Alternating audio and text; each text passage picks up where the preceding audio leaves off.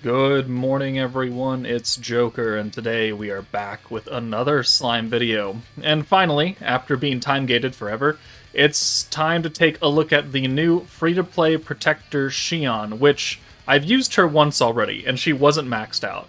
And I was very, very impressed with her. So I think that she's actually going to be a very solid option for almost any player in the game. So let's just go ahead and jump in as to why she's so good. She is a stacking protector. She does give commander allies that extra 30% to light, which, light is... We get more dark enemies than light enemies, but whatever. Tempest Elite commanders get 12% extra attack, but her actual skill is a permanent stack to weakness strike. Now, she is the first free-to-play protector that actually permanently stacks an effect. A lot of them gave you, like, one-turn attack buff, or one-turn element buff, or one-turn synergy, or something like that. Shion is the first character to actually give you a stacking buff of any kind as a free-to-play protector. And that immediately gives her a lot of value, especially because it's weakness strike, which means that as long as you have type advantage, you will benefit. Like, it's not EX alt damage, it's not stun, strike, or pierce where you need another person to do something to give you the ability to do that damage. This is just, hey, every time you use Shion, you get extra damage. It's half of Renard's kit, right? He gives you 12% weakness strike, and also 10% alt resistance down. So obviously he is a premium summonable unit. He is giving double the effects and a little bit better. But Shion is going to be fantastic for any blue stacking, or for any person who doesn't currently have a good blue stacking team, or at least a protector. Shion will work. Even if you don't have the whole extra damage going against light characters, she's still going to be pretty good. She's raising your skill cap by 20 up to 999 instead of 50 every turn like the new protectors do. It is what it is. And then she's giving you 30% skill point increase up to 300 versus what the premium units do, which is 100 up to 500. So it's going to take a lot longer to get capped out, and it's also going to not give you just as many points as a normal protector would. But she's free to play, so we have to expect that out of her. Her trait, when they have attack up, they get their defense nerfed. Okay, it's not something you're going to happen every time, so it's not really that big to bank on it. But let's just go ahead and jump in. We're going to make her lead the commander team in Inferno, and I want to see how much damage she can actually help us do. Alright, we're going to go into Inferno 2, because that's how confident I am. Benny Mars is going to have 3.2 million HP. We're only going to use Glenda and Hinata, right? We're going to assume you don't have Renard, you don't have Shizu, you don't have Diablo. Fountain Wisdom Rimuru for the physical buff, free-to-play Glenda, Light Lumi, New Year's Blessing Rimuru for the nuke, and then Hinata for the support. And I am fairly confident that even with a, free-to-play protector, we're going to be able to clear Inferno 2 with this team. Now, those might be famous last words, but let's just go ahead and find out anyways. Okay, so didn't realize this, but we do have an extra 20% weakness strike coming from the barrier, so we'll just have to take that into account when we're looking at the final nuke damage that we're going to do with Rimuru. But because we brought Lumi, we can use her turn 1, we can get the actual gauge increase. That's going to be very, very nice. We'll bring Rimuru in, we'll bring Hinata in. We've got a lot of protection gauge on turn 2, so we're going to get a double stack of Shion, and we'll get a 20% weakness strike there as well. Now, the only thing about this is the points. It could be an issue. Could be an issue because we're just not going to get as many, just because Shion just doesn't stack as fast, doesn't stack as efficiently as premium protectors. But I think if we just get some good RNG, which unfortunately this is not what I consider great RNG. Also, none of them are Rimuru, so I can't even do that. We could do Hinata. I'm just going to send these greens. I'm just going to send these stupid greens. Alright.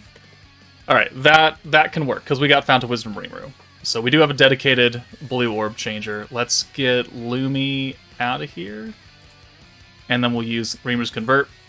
But like I was saying, we won't stack as quickly. The barrier, I'm not really worried about, honestly. We'll break it eventually. We could use a skill point on Blue Charm to kind of get around that, certainly. But also because Shion is just...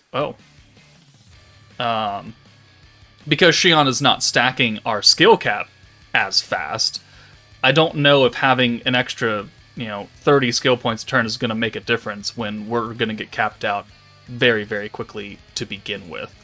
So I just went with protection gauge on blues just so we can maximize the amount of stacks we're going to get. And I feel like we should just do this and rainbow all these, and we can send a full hand. And we'll call that good. Like, yeah, we got 56, but we're getting a full hand, almost a full hand of rainbows. We'll get a double stack of Shion right here. We've got an EX ult for Rimuru already. That's just the power of rainbow orbs. They're so good. I understand why they never really bring them out that often. But Shion will... Okay, that's good. Will help us, efficiently make use of our skills to an extent, right? Depending on the damage output we get here, it might be feasible to take this team into Inferno 3. Maybe. He's got just shy of 4 million, so if we can do 4 million damage, then we're looking pretty good. But if we can't, well, then we have other issues. So actually, let's do this. Boom. We'll use Glenda. I mean, we don't really need him right here, do we? I don't think we do. I also don't really feel like using Hinata's Orb Change. I do want to maximize Gauge, though. So you know what? We are going to do this. We're just going to swap him out. That way we've got our turn 2 protection gauge characters up front, and we'll just use Hinata's Convert here. We have the points right now where it doesn't really matter all that much, and we're going to make it all back. Yep. And then we'll get extra protection gauge from the ladies, and it'll go up to, like, a quarter left over or something like that. And, that's an okay hand. We can use Lumi's Convert. Boom. We'll get Rimuru in here for Lumi. We'll take that orange. We'll do our stack from Shion. And then we can just send Rimuru away again. We could actually probably use his buff now. Because it'll just mean something that we don't have to use on the actual nuke, because he's not really going to do anything nowadays anyways. And we'll get another full hand of blues. Boom. Still looking pretty good. He's going to put his barrier up next turn. And I don't honestly know what the damage output's going to be. Do we actually have enough points to use the full nuke here? If we're counting correctly. It depends on how many stacks we have, honestly.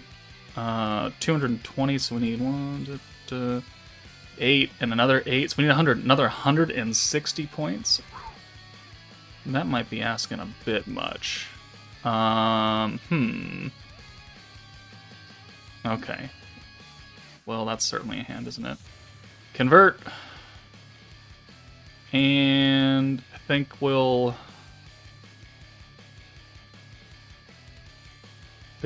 use the alt swap with Glenda.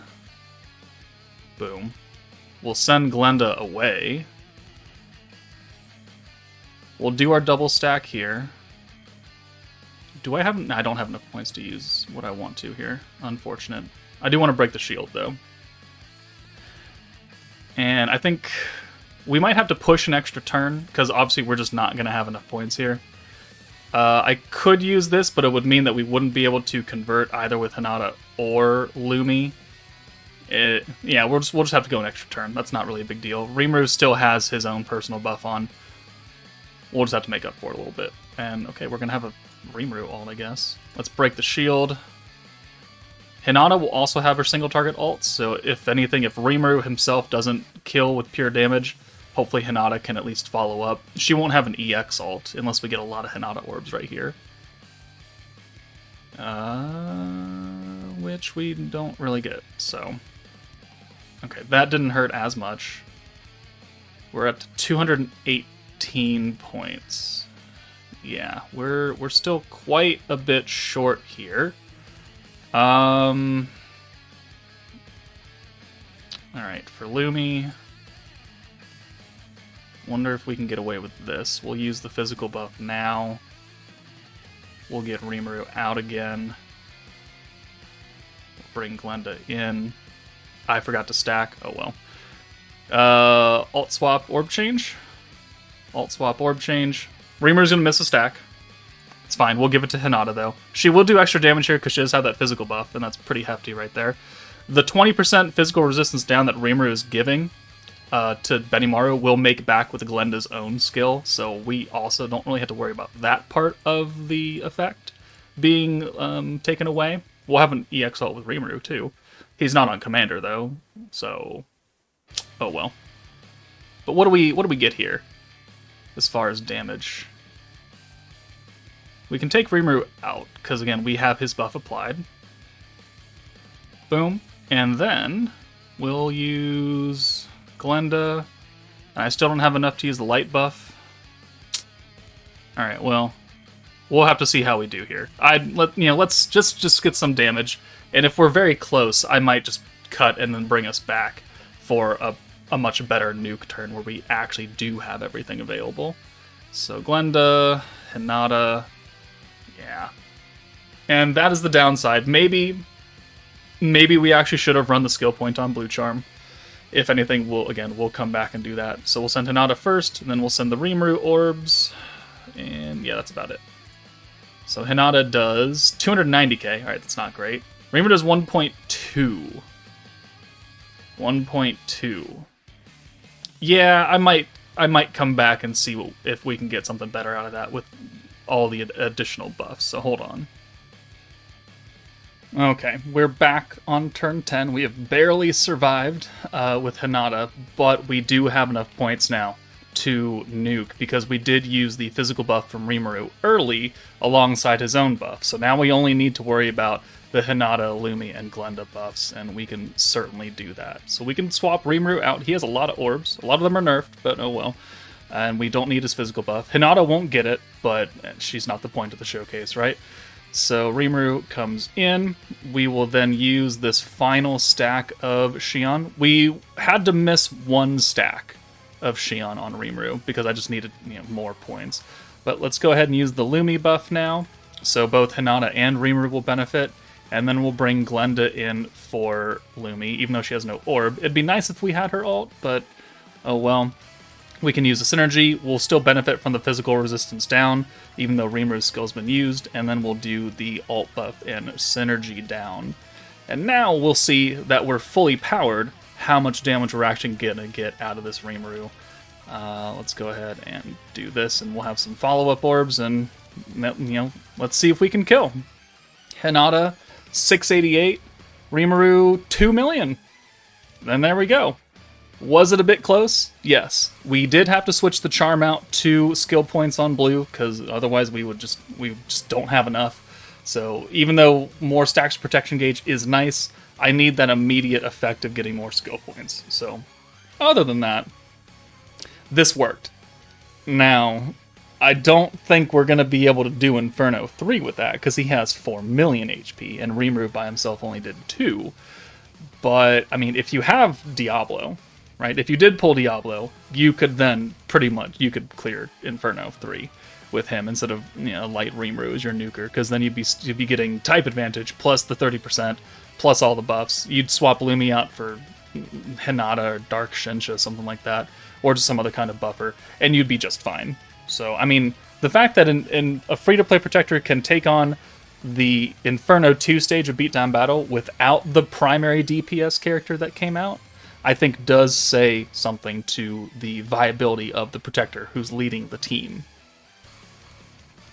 Alright, next up is going to be Tempered Edge with the Water team in the Water Tempered Edge stage versus Fire Shuna, technically. But, since it's Weakness Strike that we're stacking, any Water character will do more damage. And we've got almost a full team of Water characters.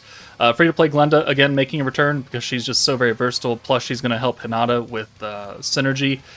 And not the physical resistance, though. And she's a double ult swapper. So that's going to be good if we can get both her and Shuna's ults. Rimuru's here for the orb changing. Shion is skill fused. Hinata is skill fused, technically. And, they're both 120s. Maybe not a realistic team for a lot of newer players, but it's just to show you as an example. I need to wait for a good turn 1, so we're going to have to come back for this. Alright, well that didn't take too long. So we'll just use Rimuru's Orb Change, and then we'll bring the other two ladies in.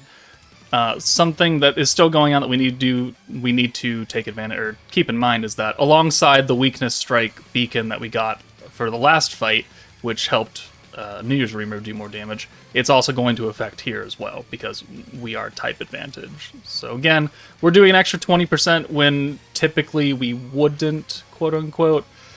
If you're in a union and they have the weakness buff plus the ult buff plus the attack buff and you want to do Infernos, I mean, that is certainly something you can attempt to do. 66 points, huh? Okay. I don't have enough. Well, actually. No, that's not going to work. Okay, we might have to miss a stack. Alright, it's fine, whatever. Let's just send the oranges after we do a stack with Shion. Yeah, we'll do a stack, and we'll just try and get Hinata a little bit extra ult gauge, because we do have to send her and Shuna away next turn. That's certainly a hand there, huh? Alright, well, looks like Shuna's not leaving then. So we'll do one stack here, and then we'll bring in Glenda for Hinata, and then we'll bring Rimuru in for Shion. And we should have enough points for this, so self-convert, and then we'll handle the greens, so boom, boom. Alright, so yeah, okay, Shuna's debuffed now too as well. Kind of unfortunate.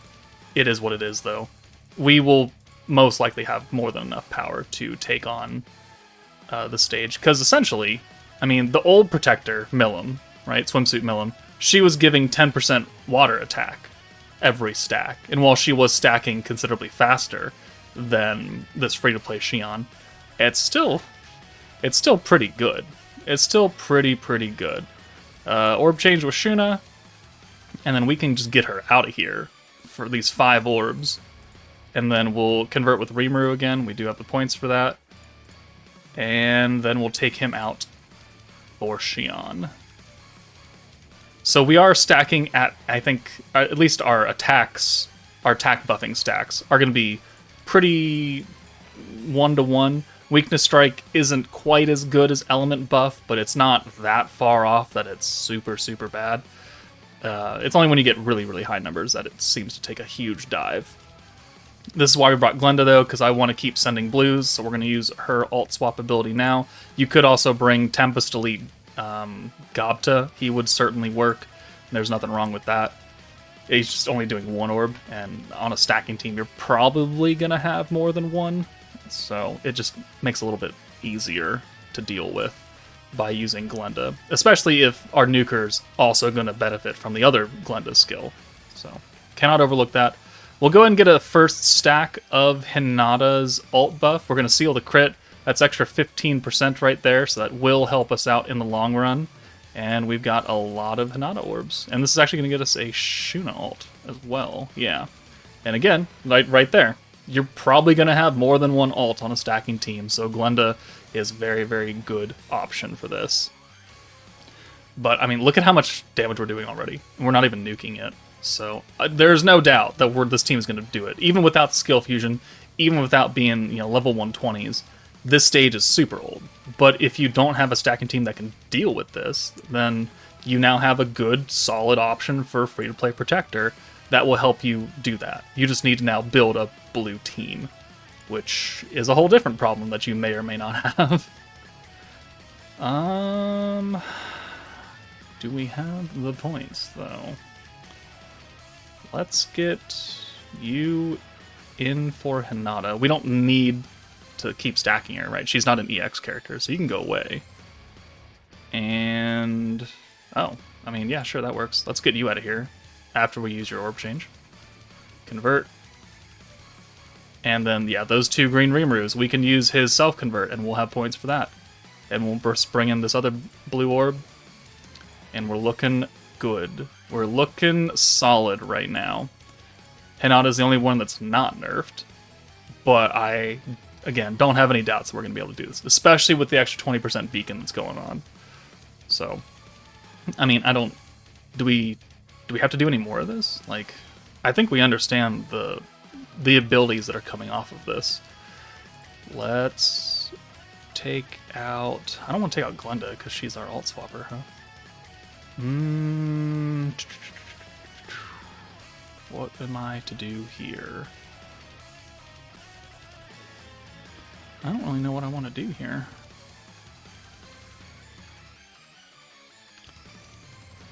Could do this. Could just send Shuna's ult because she's nerfed anyways and doesn't really friggin' matter now, does it? Yeah, let's do that. Okay. So we'll not use that stack. We'll just use this convert, and we'll send this 5 blue and an ult and just make room for the next turn when we're ready to nuke. And we have 175 points. Is that enough to actually nuke? One... Yes, it will. Right? Well, ooh, actually. No, it won't. We need 165, and we need 180. Okay, well, we can push another turn. That's not a big deal. She doesn't punish us too horribly. We're 1 point shy. That's hilarious. Yeah, we'll just do this. Now we got enough points, because we have to use the Hinata buff. We could have used that earlier, and we would have not had that problem. It is what it is. We're still going to be fine. So now Rimuru comes out. Actually, we're not going to be able to use Glenda, now that I think about it. Again, oh well. We're not gonna have the problem of not having enough damage when we've done already half of her health bar. So let's just see what we can do without Glenda. So buff, buff, buff, buff. We only have the one stack of the crit that we haven't sealed. Well, I guess this will be a learning experience for all of us, won't it? It doesn't matter. It doesn't matter. Alright, so if you've noticed, we didn't seal her crit resistance, but we gave ourselves guaranteed crit. And while that heavily nerfed our damage, it also didn't matter. Because we've been stacking efficiently, we had enough damage potential to offset that and still wipe out her HP, because again, she was only at half health. And I think she only has 300,000 or something like that to begin with. Somewhere around there. Yeah, 346, and we did like 200 something. So even with a crit nerf going on, we were still able to do that. That's pretty good. And it's all, again, thanks to the Protector being able to stack up a buff that anybody can use, and also giving us the points that we need to use multiple big-time buffs. So, another feather in the cap for Shion. Alright, we're only going to do 2 fights with her because they were pretty long, and this video is already over 20 minutes. But, I mean, you understand what she's meant to do, right? If you have any experience with using any kind of blue stacking protector, then Shion is just going to do that.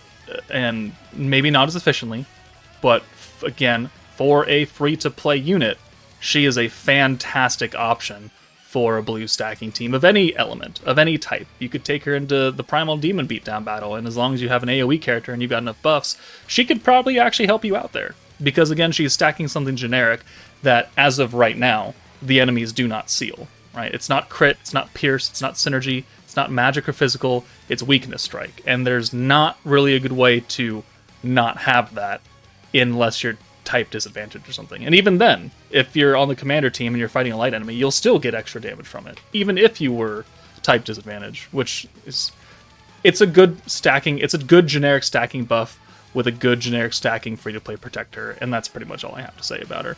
So she's a very, very good option. The best, I think, stacking free-to-play protector we've ever received, and I really hope they build upon this and make the other future protectors just as good and viable on multiple teams for any setup whatsoever. But let me know your thoughts in the comments below. That's it for me. Take it easy, and I'll see you all later.